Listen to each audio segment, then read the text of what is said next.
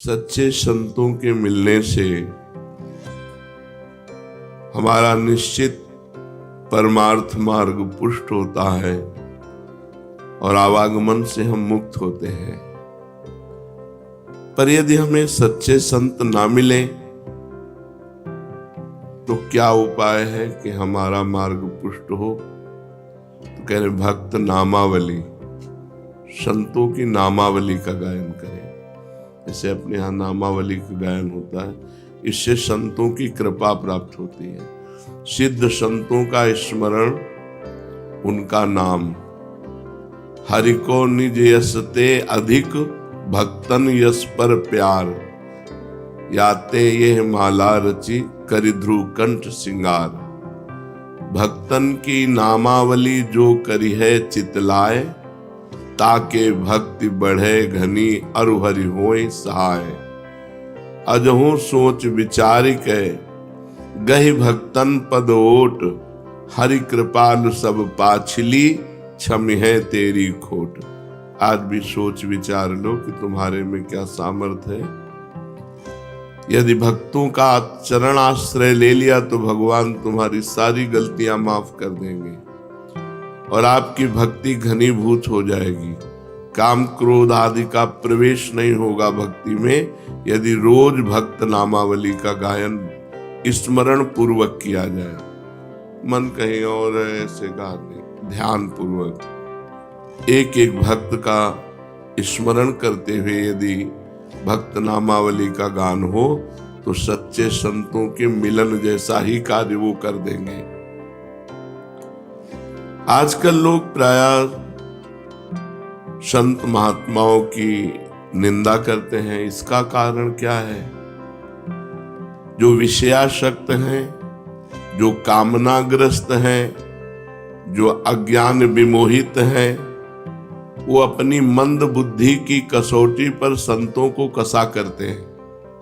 उनकी मंद बुद्धि होती है तो अपनी बुद्धि के अनुसार वो संतों और महापुरुषों को पहचानने के लिए सामर्थ्य है नहीं, इसलिए वो बाहरी बातों को लेकर के संत महात्माओं पर दोषारोपण करने लगते हैं और उनकी निंदा करते हैं और अश्रद्धा करके अपना पतन कर लेते हैं। जहां किसी संत महापुरुष की निंदा हुई तो अश्रद्धा हुई तो हमारा पतन हो जाता है।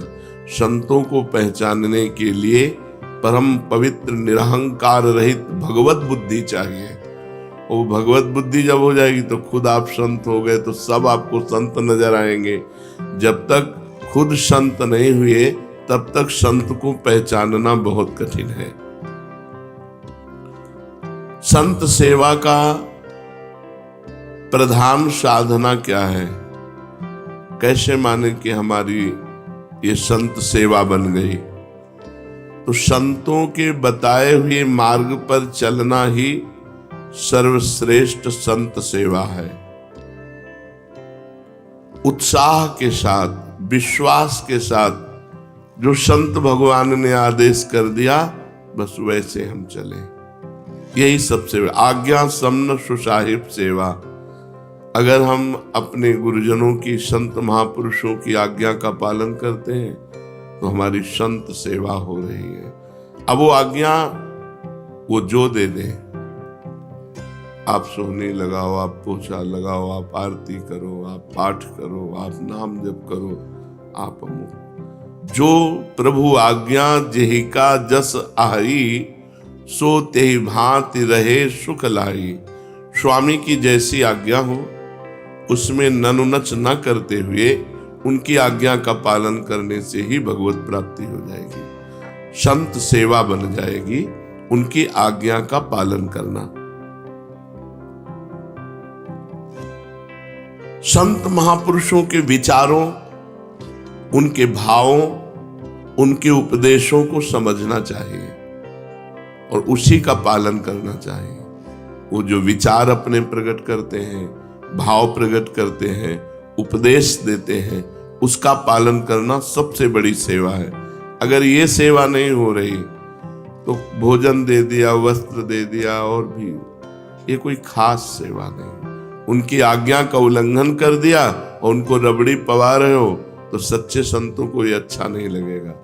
आप कुछ और नहीं कर रहे, बस उनकी जो आज्ञा है उसी आज्ञा पे चल रहे हैं, इतने में ही वो प्रसन्न हो जाएंगे। क्या सच्चे संत में श्रद्धा होने पर ही उनके संपर्क से लाभ होगा? पहली बात तो सच्चे संत का मिलना बड़ा दुर्लभ है। गीता में भगवान कहते हैं, वासुदेवा सर्वमिति सा महात्मा सुदुर्लभा। जो पूरे जगत में भगवान वासुदेव को देख रहा है वो महात्मा बड़ा दुर्लभ है। अब बड़ी खींचतानी समाज में चलती है। कोई किसी संप्रदाय के संत की खींचातानी कर रहा है, कोई किसी की कर रहा है, कोई किसी की कर रहा है, और उनकी जिनकी खींचातानी की जा रही उनके पक्ष की उनकी कर रहे हैं। अब दोनों की सुन के लगता सत्य कौन है? सा महात्मा सुदुर्लभा, जो सब जगह एक भगवान को देखता है। ये ऐचा घसीटी एक दूसरे की निंदा, कलयुग का बहुत बड़ा प्रभाव बढ़ रहा है। किसी भी प्राणी के अंदर यदि एक बात आ गई कि वो परमात्मा सर्वत्र विराजमान है और वो भजन कर रहा है, तो वासुदेवा सर्वमित सा महात्मा, भगवान उसको महात्मा कहते हैं, सा महात्मा सुदुर्लभा। किसी संत का अनादर किसी संत की वाणी के द्वारा मुझे तो समझ में नहीं आता। भगवान ने संत की परिभाषा बताई है, सा महात्मा, वो महात्मा है जो वासुदेवा सर्वमिति। तो हम सबसे प्रार्थना करना चाहते हैं, यदि आप अपना परमार्थ बचाना चाहते हो, भगवान के मार्ग में अग्रसर होना चाहते हो, तो किसी की भी निंदा मत कीजिए। किसी की भी निंदा अगर करोगे तो आपका परमार्थ रुक जाएगा, आपका परमार्थ रुक जाएगा।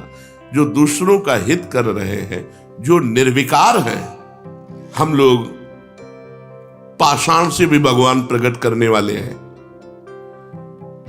हम सनातन धर्मावलंबी पत्थर से भी भगवान प्रकट कर लेते हैं। तो फिर जिसने हमारे भगवान को भजा, उनकी हम चरण वंदना क्यों नहीं करते? जो भगवान को भजे, भगवान को हमारा सर झुकना चाहिए। हम ये नहीं कहते कि तुम वहां जाओ, लेकिन उनका नाम आते ही आदर के सहित हम निंदा किसी। एक बार कोई राम बोले तो तुलसीदास जी कहते हैं, तुलसी जाके मुख से धोक्यो निकसत राम, ताके पग की पग तली मोरे तन की चाम। और वो राम को भजकर राममय हो गए। आप क्या समझते हो? थोड़ा सा आप धार्मिक बुद्धि को अध्यात्म में जोड़िए। अध्यात्म का तात्पर्य सर्वत्र विराजमान परमात्मा में एकाकार बुद्धि, तो आपको समझ में आ जाएगा। अरे क्रूर पापी में भी भगवान देखना है, फिर जो भगवानमय हो गए हैं उनकी निंदा स्तुति। तो ये जो संतों की निंदा करते हैं, ये अपनी मानसिकता को दिखाते हैं। तो हम सबको चाहिए, सत्संगियों को, कभी भी किसी भी संप्रदाय के किसी भी संत की निंदा नहीं करनी। कोई भी जो भगवान को प्राप्त होता है वो उसी धरा को पहुंच जाता है, चाहे जहां से चले वो वहीं परमात्मा को प्राप्त हो जाता है। जो सच्चे संत हैं, तो तुम्हारी श्रद्धा हो या ना हो, उनका प्रभाव बदल देगा। और अगर कहीं श्रद्धा कर लो तो बहुत जल्दी काम बन जाएगा। पर श्रद्धा ना करने से, जैसे आप सोए हुए हो, सूर्य उदय हो गया है पर आपको भान नहीं है, पर जब आंख खुलेगी तब आपको सूर्य का प्रकाश दिखाई देगा। ऐसे सच्चा संत मिल गया है पर आपका परिवर्तन नहीं होगा। परिवर्तन तब होगा जब श्रद्धा की आंख खुलेगी, तब आपको प्रकाश दिखाई देगा। अगर हम श्रद्धा पूर्वक किसी संत का सेवन करें तो बहुत जल्दी परिवर्तन हो जाएगा, और अगर अश्रद्धा से भी सेवन करें तो श्रद्धा आ जाएगी, धीरे धीरे श्रद्धा आ जाएगी। पर किसी संत की बाहरी परिवेश से हम किसी संत की आंतरिक स्थिति को नहीं जान सकते। बाहरी परिवेश उनका संसारिक हो सकता है, लेकिन अंतर में उनकी बहुत ऊंची स्थिति हो सकती है। अंतर की स्थिति को कोई अंतर वाला ही जान सकता है। संतों को एकांत में रहकर मौन साधना करना ठीक है या लोक कल्याण के कार्य करना ठीक है? एक महात्मा परम सिद्ध शक्ति संपन्न एकांत में रहता है, लेकिन वहीं से जगत का मंगल करता है। सर्वे भवन्तु सुखिनः, सर्वे सन्तु निरामयाः, सर्वे भद्राणि पश्यन्तु मा कश्चित् दुःखभाग् भवेत्। उसके इतने जोर की ऊर्जा शक्ति होती, पूरे संसार के कल्याण करने के लिए उनके शरीर से परमाणु निकलकर जगत मंगल करते रहते। अगर ऐसे संत ना होते ना, तो जितना पापाचरण हो रहा है ना, तो भस्म हो जाए।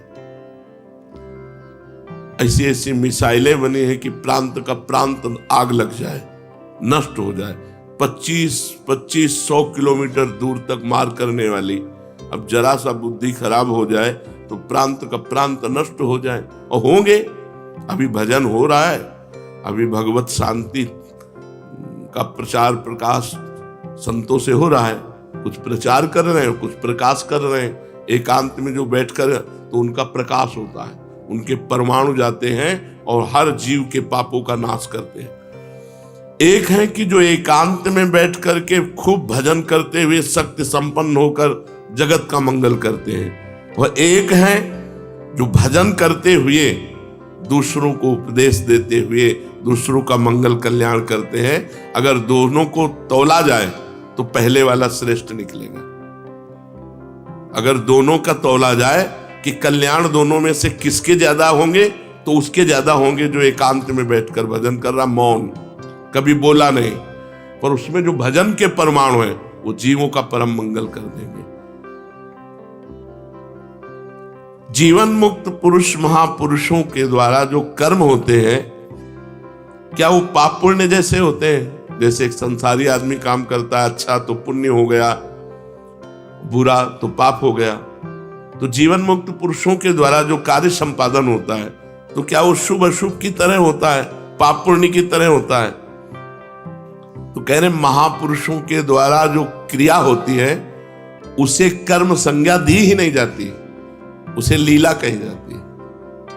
लीला है, वो गंगा स्नान कर रहे हैं तो उनकी लीला है, और नाली में स्नान कर रहे हैं तो उनकी लीला है। उसको कर्म संज्ञा नहीं दी जाती।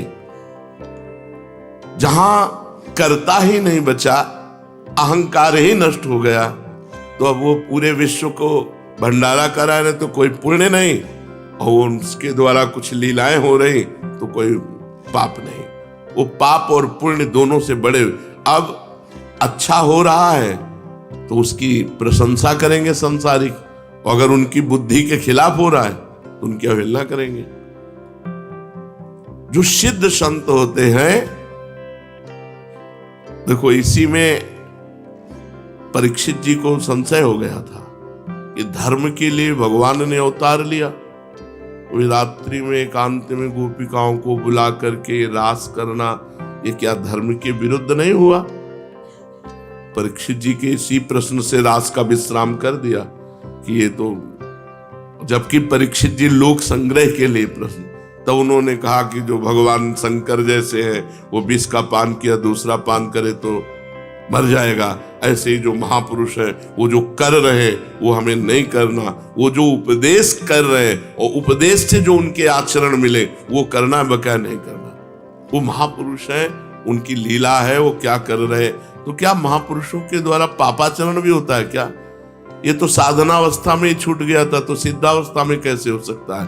तुम्हारी मति गति के परे की लीला हो सकती है। जैसे ब्रज के भक्तों में पढ़ना, ग्वारिया बाबा, तो एक बंगाल से परिवार आया था और उनके साथ 18-20 वर्ष की लड़की थी। तो 70 वर्ष के बाबा होंगे, साफा बांधे रहते तो राजा महाराजा की तरह। देखा, बोले यार की मर्जी हो गई, अब इससे ब्याह करेंगे।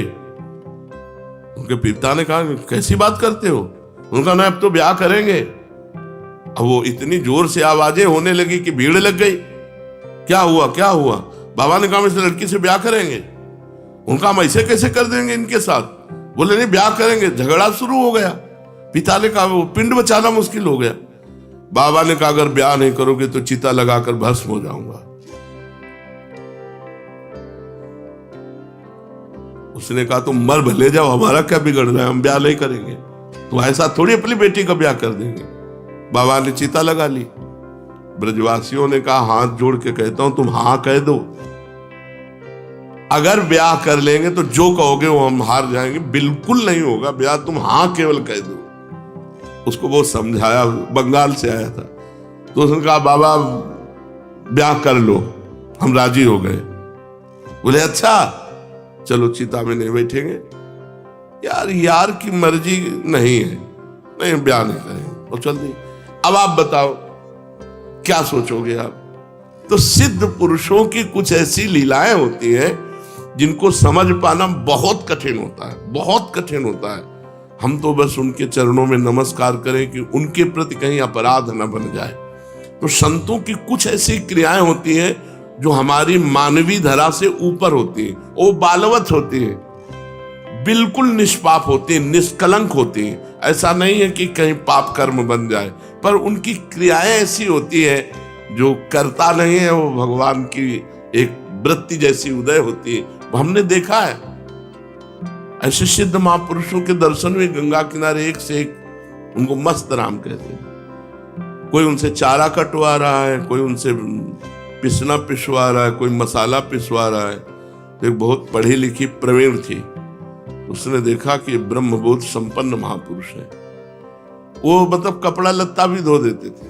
बाबा मस्तराम कपड़ा, बच्चों जैसा उनका स्वभाव। वो मिले तो आप ऐसा लगेगा कि हजारों बार मिल चुके हैं। इतने परमाणु प्रेम के, इतने गले लग क्या है। और गुरु भाई आप कैसे, ऐसे तो लगता है हमें जानते हैं क्या। और उनका व्यवहार ही ऐसा था, वो भगवत स्वरूप। तो उसने फिर उनके सामने कार्य रखा कि ऐसे संत से यदि संतान उत्पन्न हो तो जगत पूज्य।